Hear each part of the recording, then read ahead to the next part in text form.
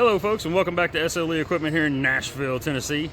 Today we're here doing the instructional video on this Teal with blackout trim. Custom concession is 8.5 wide, 28 long, with an 8-foot porch on the back of it. Let's take a look at it. So first thing we're going to talk about is the power source. Please ensure that your power source is turned off before you plug your trailer into your power source, all right? Once you've ensured your power source is off, we're going to come right up here, take our power cord, and we're going to plug in here. If your power cord has this collar on it, you're going to do twist to the right, and then you're going to tighten down that collar, all right? And all that's going to do is just make sure that the collar is good and snug in place there. Hold it in. If it doesn't have the collar, no worries, it'll stay in place.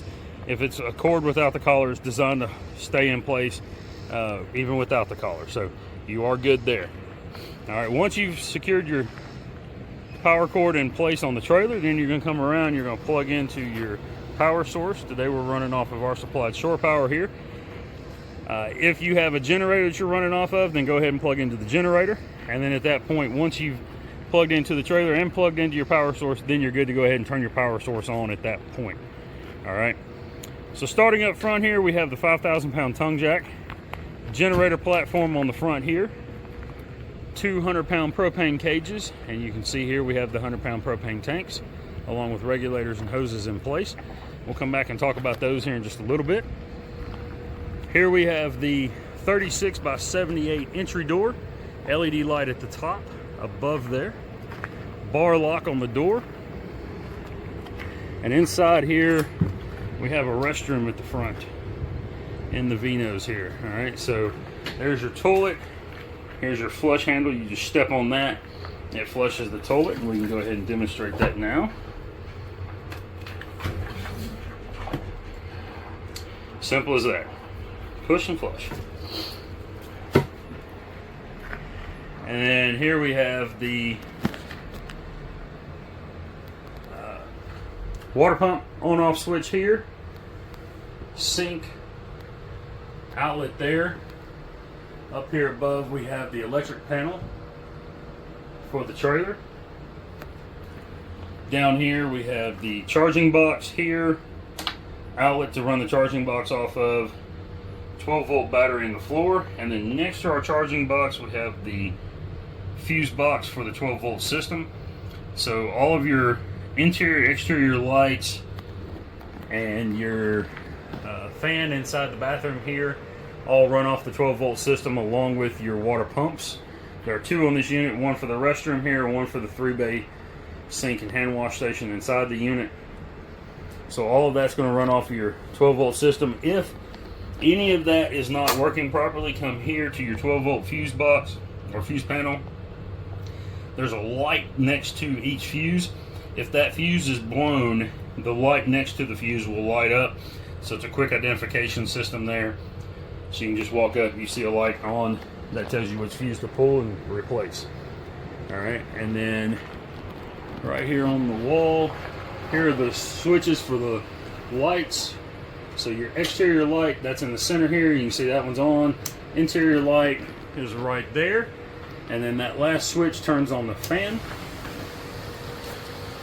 You can see it operating there. And you're good to go. So I'm gonna turn these back out. We'll back out and we'll go on around the trailer. All right, next up here we have the city water fill panel.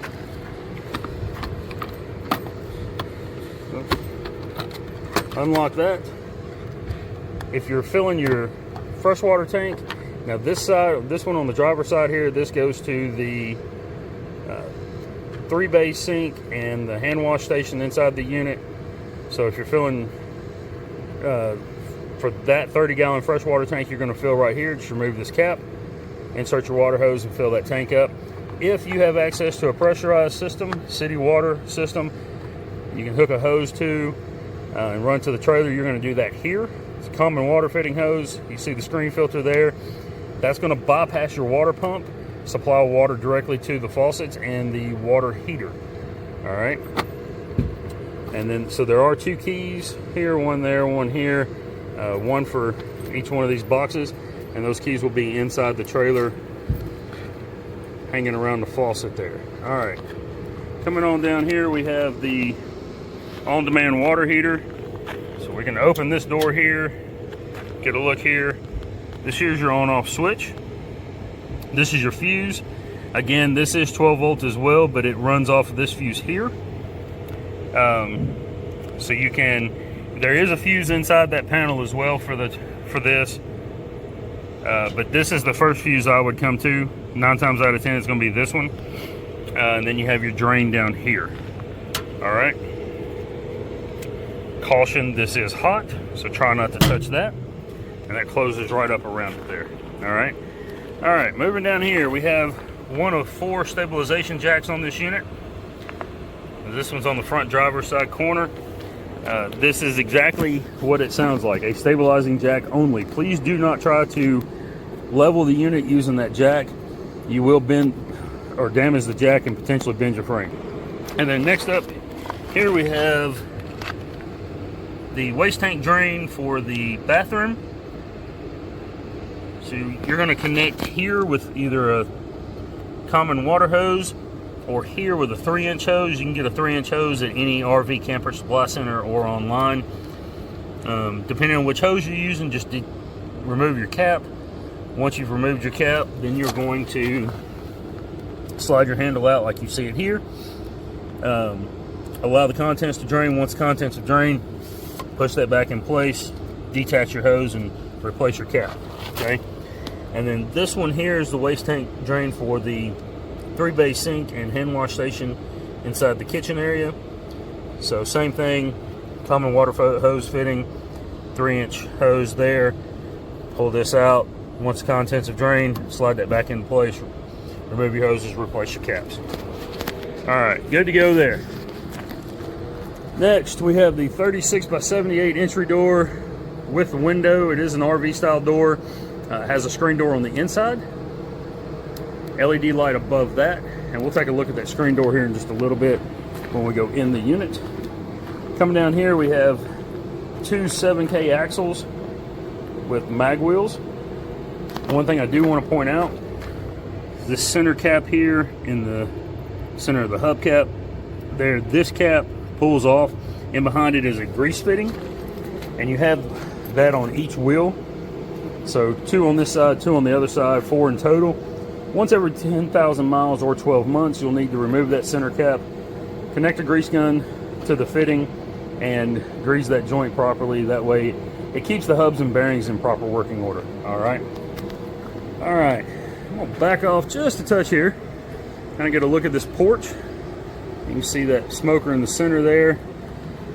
Have the 36-inch wide entry door here. Open that with a step there. And you can see it going onto the porch there. And then down here we have the rear stabilization jack on the driver's side. There is a handle that comes with the unit to lower and raise the crank jack, or the speed or stabilizer jack, sorry. It's called a speed handle. 3/4 inch is the size of that. If you had to, you could attach a 3/4 inch ratchet on there for that, or socket. And then here on the back side of the unit we have, all right, sorry about that, I realized the lights weren't on. I want to turn those on so that you can see them working. 2 LED lights at the top, removable rear gate here with license plate holder here in the corner there. And then we'll get a look down the side of this unit. And I'll run that awning out here just a little bit and let you see that as well. And we come around the side. Oh, one thing I missed here on the back. This has the roller wheels. You see that one there. Roller wheel on this side. It just protects the back of the unit there. So if you're coming off of an unlevel surface, keeps the back end from dragging and damaging that. All right. There's your mag wheels on the passenger side. Again, the center cap with the grease fitting inside.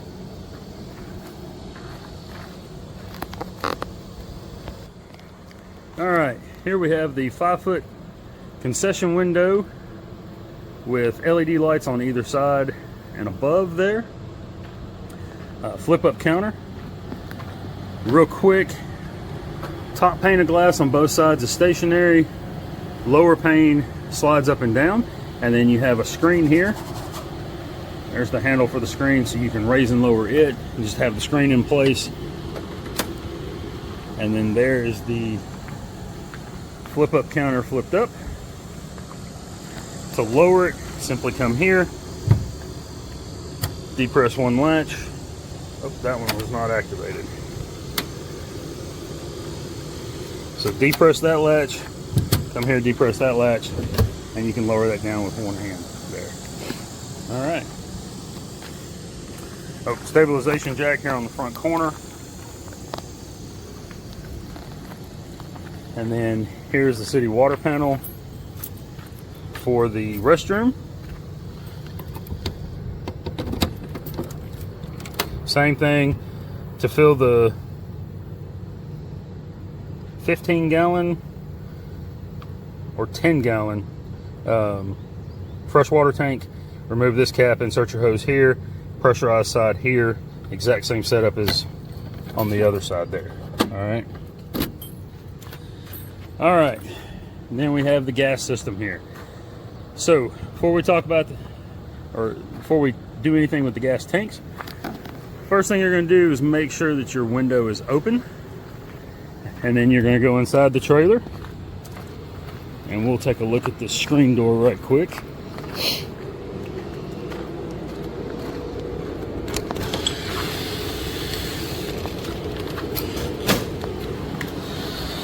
There's the screen door in place. And it does have this sliding cover here, so you can have that closed, so you can have your main door open, the screen door closed, so that no bugs can get in there. That just covers this, and when you need to exit the unit with the door, primary door closed, then you'll just open this, push these back to open the door, and that'll lock in place there as well. And you can see that slide, so it'll give access to the door handle here. All right.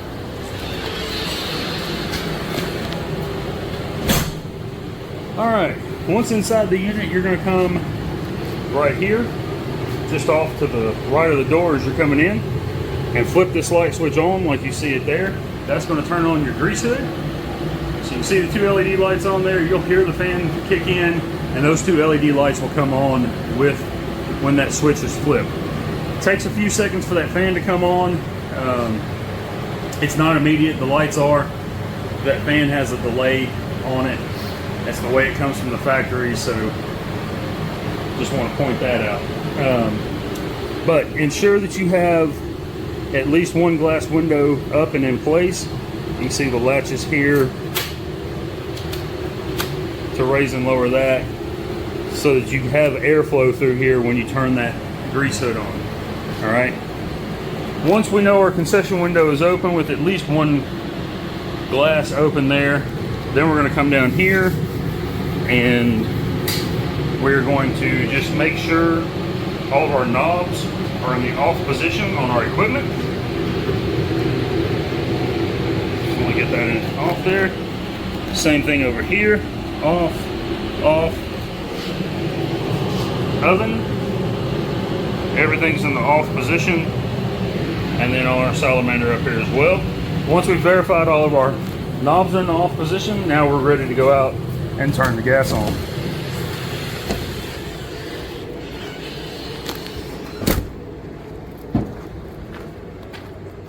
All right, for the gas. So, first thing you're gonna do, come to your tank. I'll kind of show you on this side. You're just gonna turn this valve, open it all the way. Once you've opened this valve all the way, right here on your regulator, you can see where it says vent there. You're just gonna kind of listen right here. Make sure you don't hear any hissing of gas coming out there. Make sure you don't smell an abnormal amount of propane. As long as you have those don't have either of those happening, you're good to move on. If you do, close your valve back off, contact your local gas company, have them come out and service the unit. There's a good chance you have a bad regulator. All right, but if you don't have either of those, then you are good to move on. Step 2 is going to be take this handle here, flip it up. When you do, you're going to hear a whoosh of gas through here. That's all you should hear, is that initial whoosh of gas. You should not hear gas continuously running through this line. If you have that, shut this back off, go back inside the unit, check your knobs on your appliances. Just make sure you didn't accidentally bump one or something as you were checking things. It happens. Once you've verified all your knobs are off, come back out, open that again, and listen for the gas to see if the gas is continuously running. If you still have gas continuously running through this, shut this back off, contact your local gas company, have them come out and service the unit. One concern here is, and I'll show you here, you can see this gas line right here. It's kind of dark in there, but that gas line runs down and underneath the trailer there. Okay, so that does leave the potential for, during transport, any kind of road debris such as rocks, chunks of wood, rubber, metal, whatever, kick up off the road, hit the gas line, potentially rupture it. Okay, this is the most dangerous system on this unit, so just want to make sure if you hear gas continuously running through there and you know all your knobs are off, you've double checked that, shut this back down, contact your local gas company, let them service the unit. Okay, that's one potential issue. If you hear gas just running a little bit, check your pilot lights. Pilot lights could be adjusted too high, something along those lines. But if you hear that continuous flowing gas, go ahead and contact your gas company and let them come out and service the unit. Rather safe than sorry here on this one, okay? All right, if you don't hear gas continuously running through this, it's open, then at that point you're good to go inside and light your equipment. Today we are running off of our supplied propane tank here, because these tanks do, when the unit is purchased, do come empty. They are 100-pound propane tanks. They hold approximately 23 gallons of propane. You will need to have that filled by a certified licensed rep or company, somebody that knows what they're doing. If they overfill those tanks, they could potentially damage your valve and or your regulator on the unit. All right, so we've turned the gas on, regulator checks out, just the initial whoosh of gas, don't hear gas continuously running through the line. We're good to go inside and light the appliances up. Let's see what that looks like here.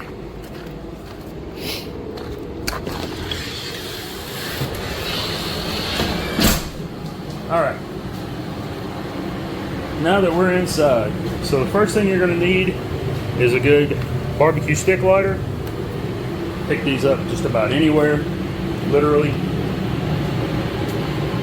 to light your gas equipment with. So first up, we have the Royal 36-inch griddle. It is sitting on a 30 by 36 equipment stand, stainless steel top, galvanized undershelf there on the equipment stand. For the griddle, you're simply going to look underneath here, and you can see the pilot light, it's already lit there, but you're going to follow this gas line right here and just track it up to right there, get underneath your pilot light, hit it with your flame, and that will light your pilot light there. Okay, and this is a free-flowing pilot light, so as long as there's gas flowing into the unit, it will continue to flow. And you have 3 of these, one for each knob on the front of the griddle there. So you can see there's number 2, there's number 3. And I'm gonna go ahead and turn these on and demonstrate them working. All right, there's that one.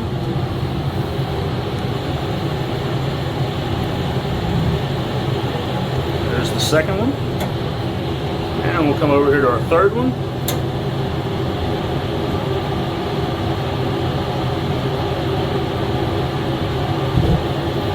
First light, sometimes it takes a second to get everything lit. There we have it, all 3 working. All right. Next up, we have our Royal 24-inch salamander. And this is mounted on top of our oven here, on top of the shelf there. So with the salamander, best if you have this lowered all the way down. Just makes it easy to get to the pilot light. You're simply going to reach in here with your barbecue stick lighter, light your pilot light there. Again, free-flowing pilot light. Once you've lit that, then you're good to move on. You can, oh, sorry about that. You can make adjustments here. Hold on to that handle because it does move quickly. All right, and then we'll demonstrate this working.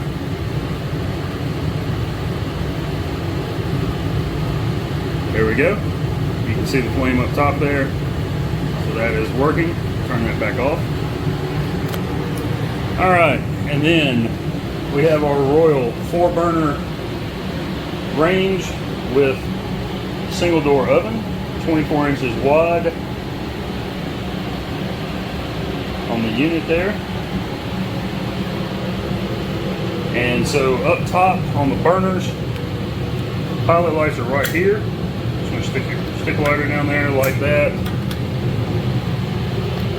Just go to all 4, like so. They light pretty easily. I'll demonstrate these working.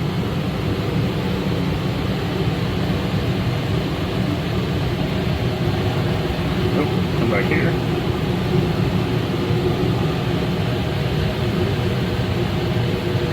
Alright, there's all of our burners working. And then on the oven, we're going to come down here to, here, I'll give you a look inside the oven right quick. There you go. And we're going to come down here to the bottom. We're going to grab this bottom tray, lift up, and then rotate it out. This is a two-hand operation here. So you're going to push and hold this button in. While you continue to push and hold that button, after about 10 seconds, hit your igniter button there. Once you've done that, you're still holding your button there. You can see the pilot light there. Once you see the pilot light on, continue holding this button for a count of about 20 after that, and then slowly release off this button. Okay? Once you've completely released the button, just look and make sure your pilot light's still going. If it is, you're good to go. If not, move on to the, or just repeat those steps until it remains lit. Okay? And then I will demonstrate the oven here.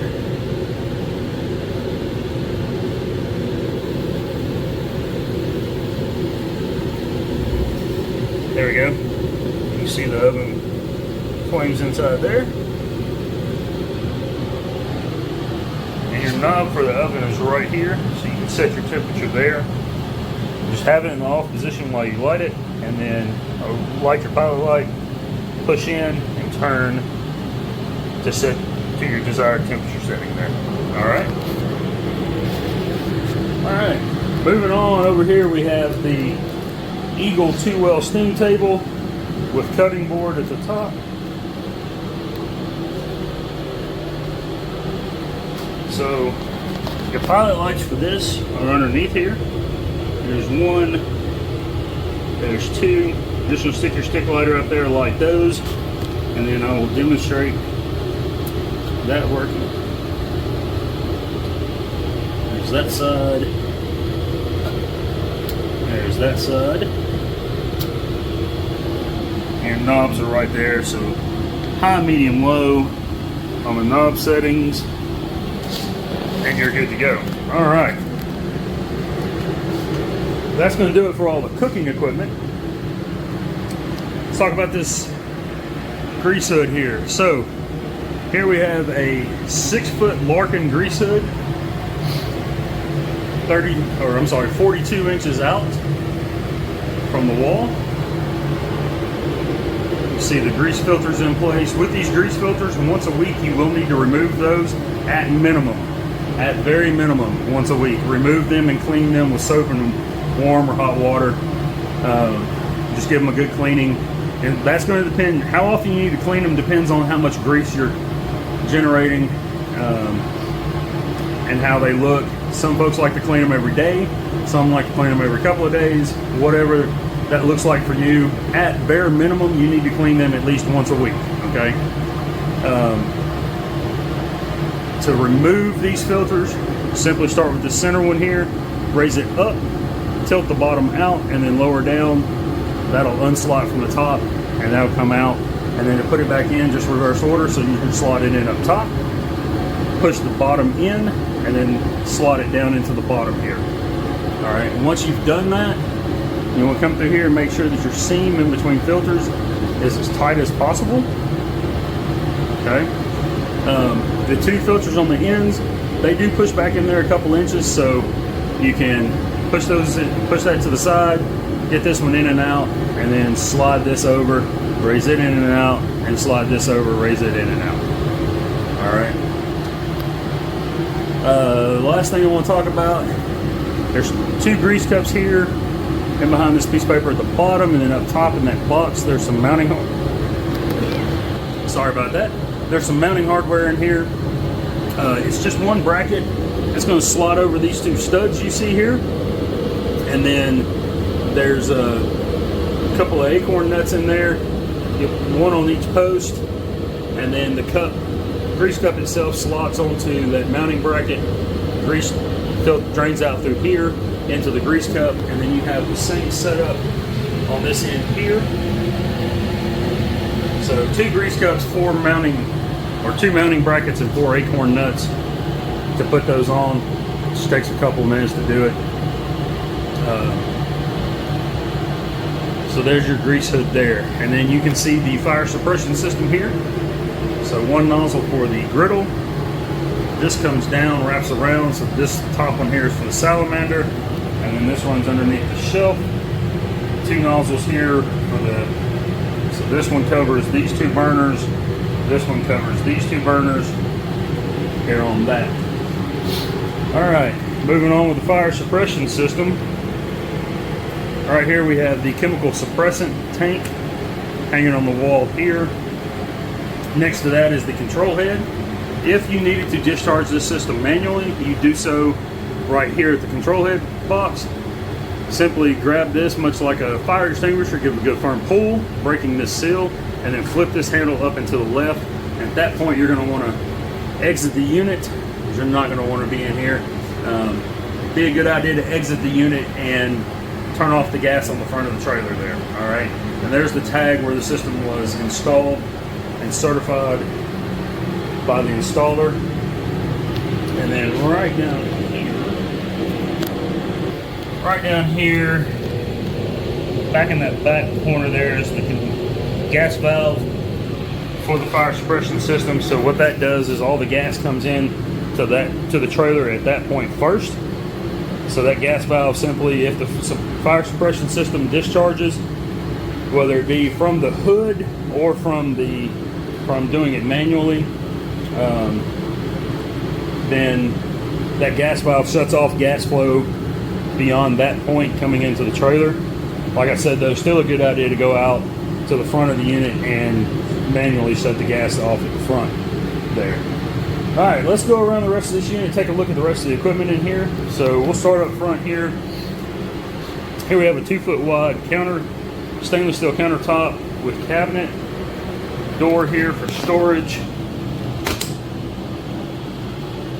You can see inside there. And then next to the griddle, we have just a 2-foot wide countertop with stainless steel top on it. Beside that, we have the Asper 23 cubic foot freezer. We did flip this door so that it opens from this side, giving better access to it. And I'll show that working here. Nice warm 14 degrees in there. Right here there's a lock. So if you open this door back up, inside there's an instruction manual here. It's got a set of keys there. That's the keys to that lock. So you can lock that door while the unit's in transit. And then racks here, and then these are the casters for it. We don't mount these on casters inside the units just for safety and stability reasons. So we leave those in there for the owner of the unit. All right, here on the back we have our RV style door with screen door. You see that window there. There's the screen door as well. Keys on the inside of the door right there. Over here on the passenger side, we have the Asper 23 cubic foot refrigerator. Look at that. See it working 37 degrees. Same thing with the lock there. It can be locked as well, and then those keys are right there inside the instruction manual. Shelving here in the bottom, casters in the box there. All right, and then moving on, we have a 7-foot overhead shelf mounted here on the wall, right at about eye level. If you're, 5'10" to 6 foot tall. Next to our Eagle T-Well steam table, we have the Asper 27-inch sandwich prep. Go ahead and open this door. Show you that. There's the shelves inside there. User's manual. And then cutting board here on the top. Open the lid, 8 pans inside there. Alright. And then moving on here, we have 2-foot wide stainless steel countertop with cabinet. It is 30 inches out from the wall there.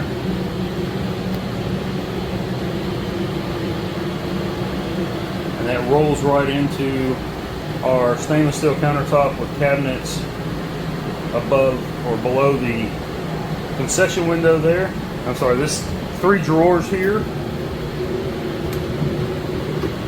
See our drawers there.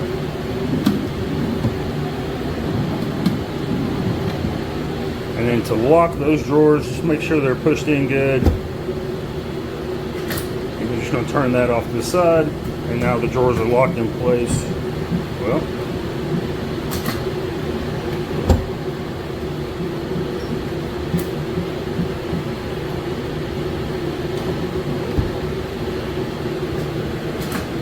so I think they're locked there.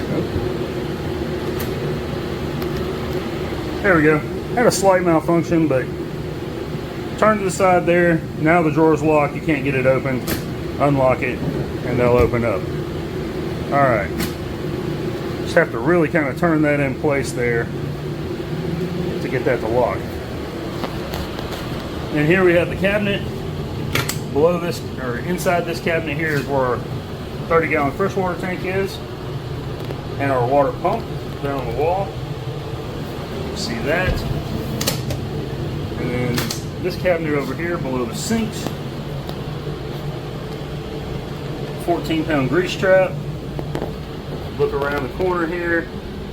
That line with the air fitting on it there, that is your blowout for winterization purposes. And then the one in the floor, going through the floor there, that's the drain.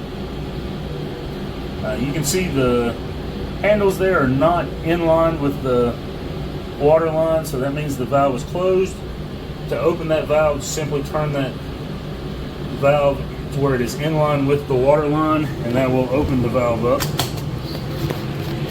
And then under this cabinet here, just the other side of the grease trap, and the plumbing access. And then over here under this cabinet is the back side of our on-demand water heater.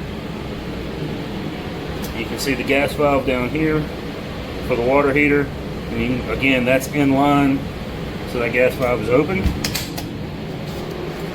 And then we're going to back off here. Stainless steel tops on the counters. 3-bay sink with drain boards on either side. Hand wash station there.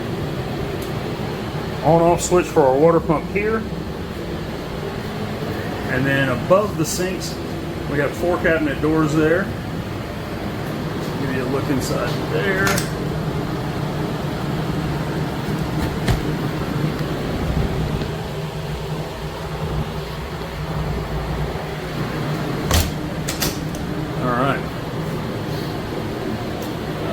Light mounted underneath the cabinets, shining directly down onto the sinks there.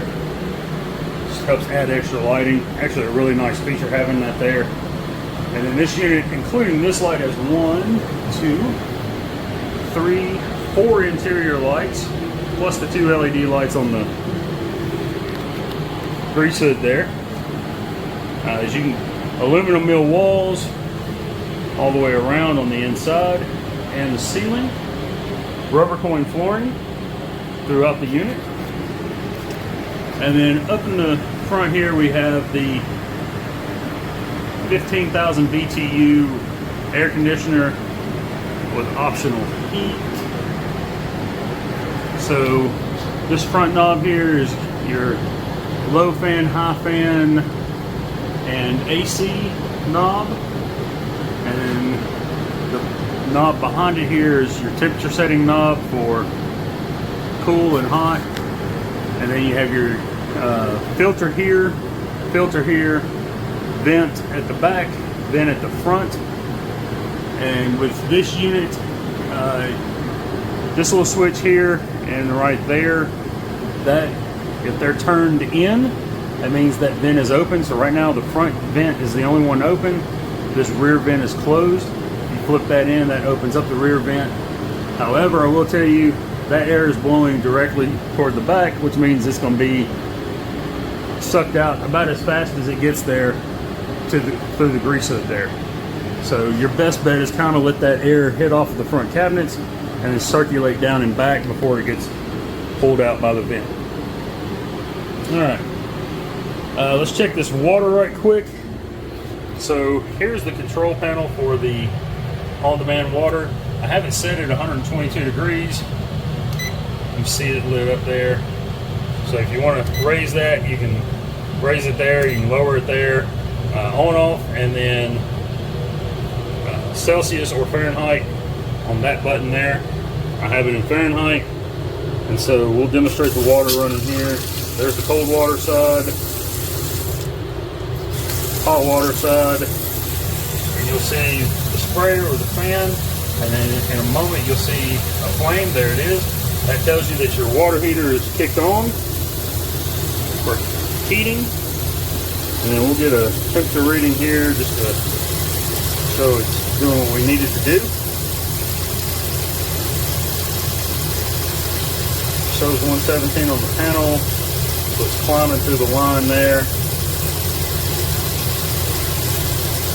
I like to be able to demonstrate at least 120. There's 116. Some counties require 115, some require 120.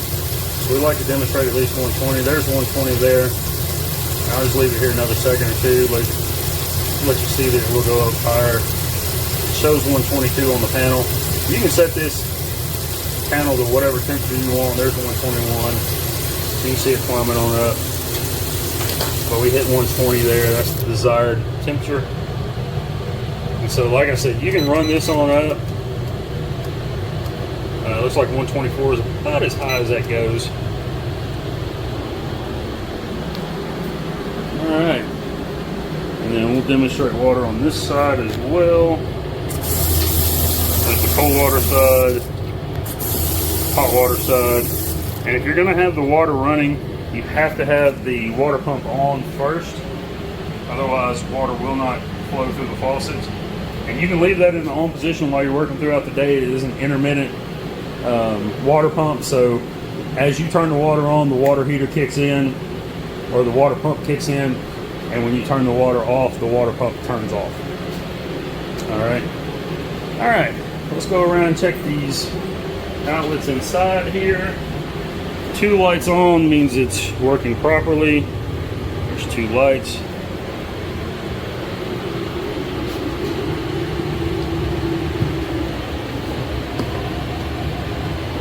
And then there's another outlet behind the refrigerator here. We know it's working because we see it's at 35 degrees. One behind the freezer here, it's working as we've demonstrated. And then we have an outlet down here close to the entry door. It's working. And then here's our light switches for the unit.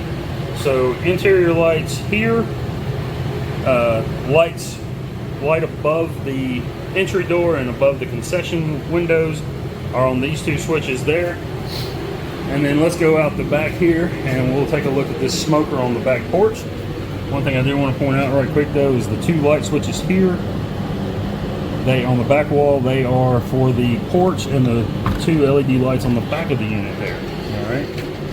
And as we come out here we see the Old Hickory CTO DW.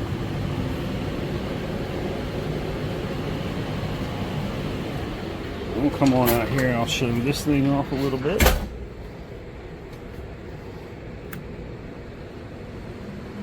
So that's just kicked on. I can hear the fan on it. Not sure if you're hearing that.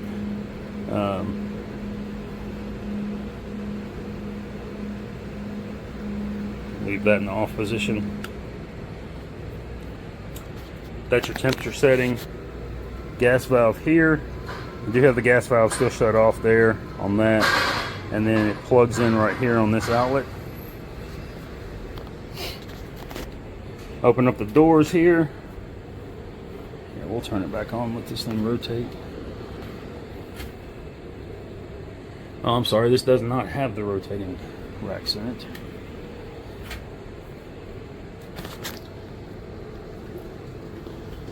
So you can see the 4 racks here on the inside. All the parts. There's a bag from CTO here, or from Old Hickory there.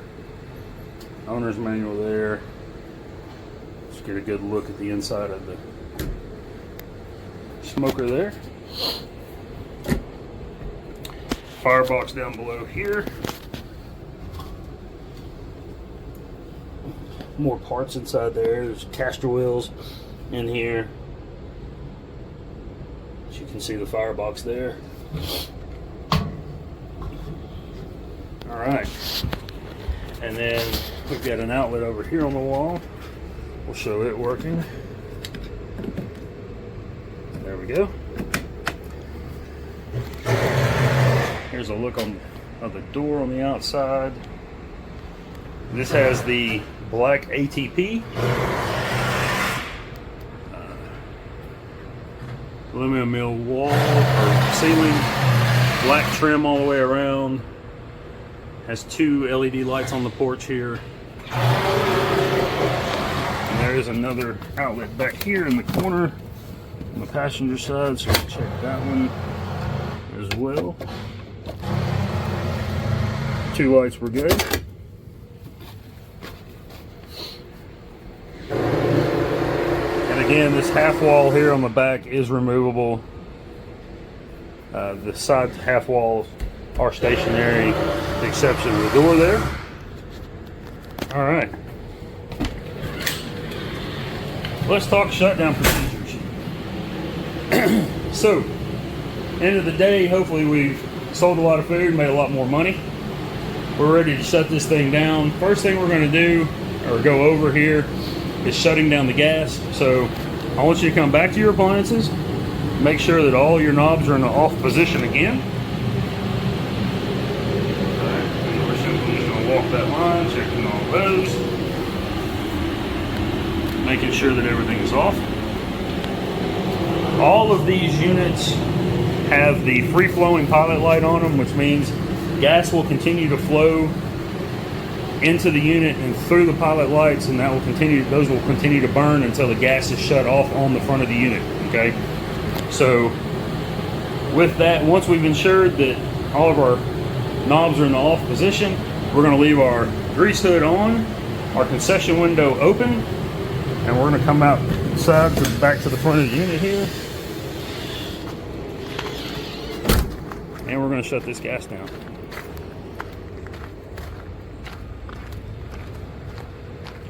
All right.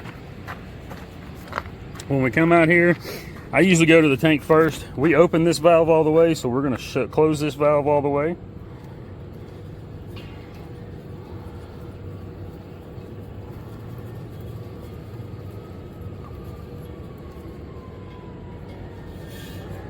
And then I come up here, and we're going to take this again in line. That means that valve is open. We're going to turn it to where it's not in line. So we're closing that valve. So at this point, gas is shut off to the unit. Now we're going to go back inside and verify.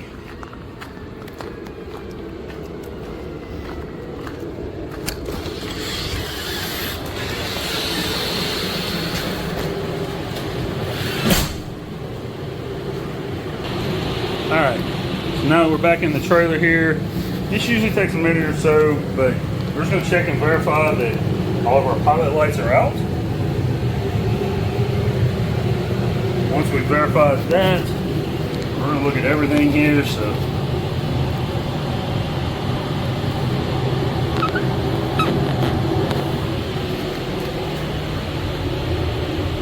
steam table,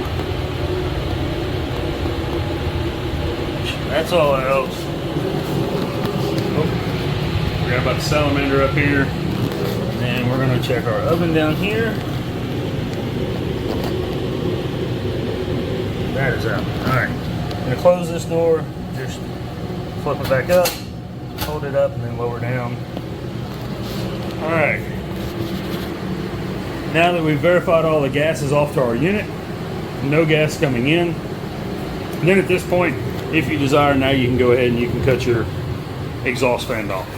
Alright, so one thing I did forget to mention about the gas, or part of the fire suppression system here that we provide, a couple of things actually. One is the carbon monoxide alarm and explosive gas alarm. You hear it beep there, it just tells you it's working. In a moment you'll see it go to a 0. That means it's not detecting any carbon monoxide or explosive gas in the unit. It does have a battery for backup power that comes with it, and then here's the manual for it, and all this will be in the sink behind the 2 fire extinguishers there. But I do highly recommend that you familiarize yourself with the manual. Flip through that, read it. There are any code that this thing would pull up on the screen here is going to be listed inside the manual here, so it is a good idea to at least familiarize yourself with those codes. Keep this manual handy, that way if it does give a code and you're not 100% certain what it is, you can look that up and pretty easily. Alright, you hear that beep, now it's flashing LB and 0. Still not detecting any carbon monoxide or explosive gas. LB is a code though, so if we looked in the manual it would tell us low battery because it's right there. Alright, we're going to pull that out because it will continue to beep until you address that and fix that issue. Alright, so these are here again down in the sink here along with other manuals. And then also part of the fire suppression system here is, or are, these 2 fire extinguishers. One is a class ABC fire extinguisher, just a good all-around general chemical fire suppressant extinguisher. And then the other is a class K fire extinguisher, and the class K fire extinguisher is required in all 50 states in every commercial kitchen. So we provide both of those as part of the fire suppression package here at SLE. Alright, moving on.